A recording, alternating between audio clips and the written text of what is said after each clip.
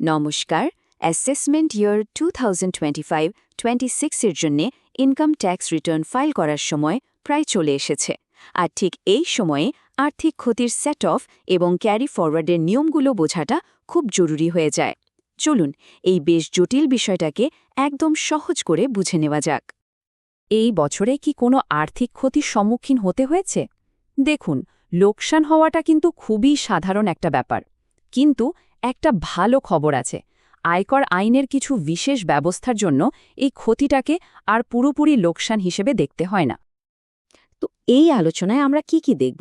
প্রথমে আমরা ক্ষতির মূল ধারণাটা বুঝব, তারপর একে একে capital loss, house property loss আর বিজনেস লসের নিয়মগুলো নিয়ে কথা বলবো, আর সব শেষে কিছু অত্যন্ত জরুরি নিয়ম এক ঝলকে দেখে নেব। চলুন তাহলে শুরু করা যাক আমাদের প্রথম সেকশন দিয়ে। এখানে আমরা ক্ষতির দুটো মূল কনসেপ্ট নিয়ে কথা বলবো। আচ্ছা, এই সেট অফ জিনিসটা আসলে কি? সহজ কথায় ধরুন একই আর্থিক বছরে একদিকে লাভ হয়েছে আবার অন্যদিকে লোকসান, তো এই লোকসানটাকে লাভের সাথে অ্যাডজাস্ট করে মোট আয়ের পরিমাণটা কমিয়ে আনা যায়, আর এর ফলে স্বাভাবিকভাবেই করের বোঝাও কমে। এই সেট অফ একই ধরনের আয়ের মধ্যে হতে পারে, যাকে বলে ইন্ট্রাহেড, আবার বিভিন্ন ধরনের আয়ের মধ্যেও হতে পারে, যেটাকে বলা হয় ইন্টারহেড। কিন্তু প্রশ্ন হল, যদি লোকসানটা এত বেশি হয় যে এই বছরের লাভ দিয়েও সেটা পুরোটা সেট অফ করা গেল না, তখন কি হবে? এখানেই আসে ক্যারি ফরওয়ার্ডের কনসেপ্টটা।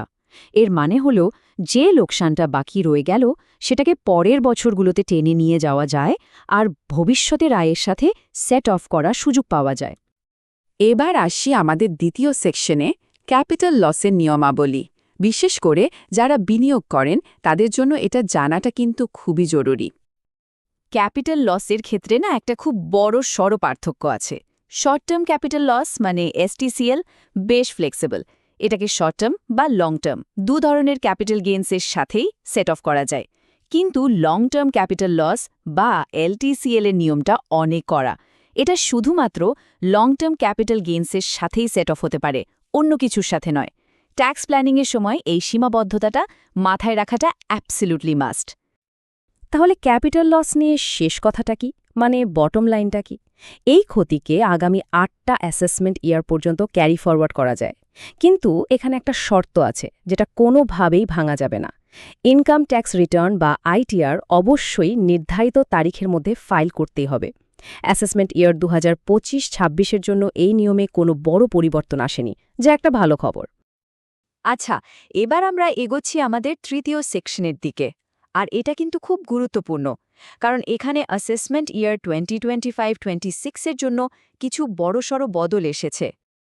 যারা পুরনো ট্যাক্স ব্যবস্থায় আছেন তারা এই নিয়মটার সাথে বেশ পরিচিত। হাউস প্রপার্টি থেকে লস হলে সেটা অন্য ইনকাম, যেমন ধরুন স্যালারির সাথে অ্যাডজাস্ট করা যেত, কিন্তু তার একটা লিমিট ছিল, বছরের সর্বোচ্চ 2 লক্ষ টাকা। পুরনো আর নতুন ট্যাক্স ব্যবস্থার মধ্যে ঠিক এখানে একটা বিরাট তফাৎ।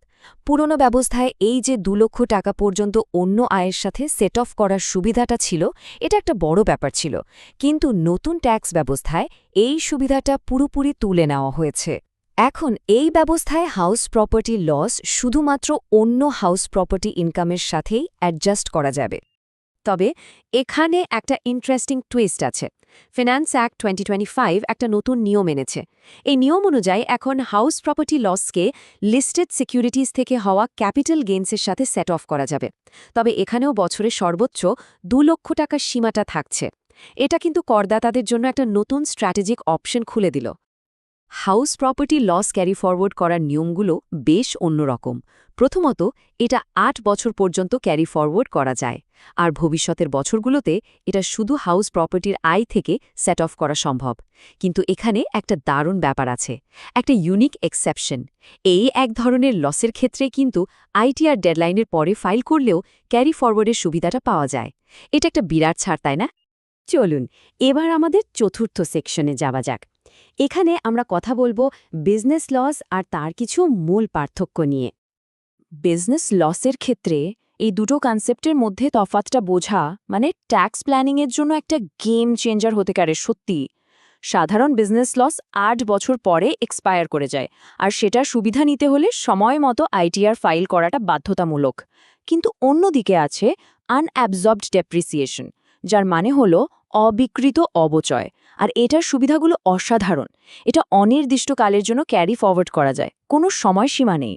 আর শুধু তাই নয়, এর জন্য সময় মতো রিটার্ন ফাইল করারও কোনো বাধ্যবাধকতা নেই। এক কথায় এটা ট্যাক্স প্ল্যানিংয়ের জন্য একটা সুপার পাওয়ারফুল টুল।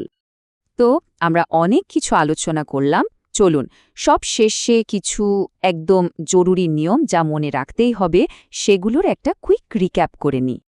দেখুন, কিছু নিয়ম আছে যেগুলো ইউনিভার্সাল, মানে সব ধরনের ক্ষতির ক্ষেত্রেই এগুলো প্রযোজ্য। যেমন একটা খুব কমন ভুল হলো ব্যবসার ক্ষতিকে স্যালারি বা বেতনের আয়ের সাথে সেট অফ করার চেষ্টা করা। এটা কিন্তু কখনোই করা যায় না। একইভাবে করমুক্ত কোনো উৎস থেকে লোকসান হলে, যেমন পার্টনারশিপ ফার্ম থেকে লাভের অংশ, সেটাও সেট অফ করা যায় না। আর হ্যাঁ, লটারি বা বাজি জেতার মতো আকস্মিক আয়ের সাথেও কোনো ক্ষতি অ্যাডজাস্ট করার নিয়ম নেই। এই পুরো টেবিলটা যদি এক ঝলকে দেখেন তাহলে একটা জিনিস খুব পরিষ্কার হয়ে যাবে। বেশিরভাগ ক্ষেত্রে ক্ষতির সুবিধা পেতে হলে সময়মতো আইটিআর ফাইল করাটা মাস্ট, মানে বাধ্যতামূলক। ছাড় আছে মাত্র দুটো ক্ষেত্রে, একটা হলো হাউস প্রপার্টি লস আর অন্যটা হলো আনঅবজর্বড ডেপ্রিসিয়েশন। ট্যাক্স প্ল্যানিংয়ের সময় এই দুটো ব্যতিক্রম মনে রাখাটা খুবই জরুরি। আসলে মূল কথাটা হলো, এই যে এত নিয়মকানুন, এগুলো শুধু কমপ্লায়েন্সের জন্য নয়, এগুলো আসলে ট্যাক্স কমানোর জন্য খুবই পাওয়ারফুল টুলস। ঠিকঠাকভাবে ব্যবহার করতে পারলে ট্যাক্সের বোঝা অনেকটাই কমানো সম্ভব হয়। তো শেষ করার আগে একটা প্রশ্ন রেখে যাই, নিজেদের ফিনান্সিয়াল প্ল্যানিংয়ের দিকে তাকিয়ে একবার কি ভাবা দরকার যে সেখানে লোকসানগুলোকে ঠিকমতো কাজে লাগানো হচ্ছে কিনা। এই নিয়মগুলো জানা থাকলে কিন্তু ট্যাক্স প্ল্যানিং অনেক বেশি কার্যকর হয়ে ওঠে। আর প্রয়োজনে আরও স্পষ্টতার জন্য একজন বিশেষজ্ঞের পরামর্শ নেওয়া যেতেই পারে।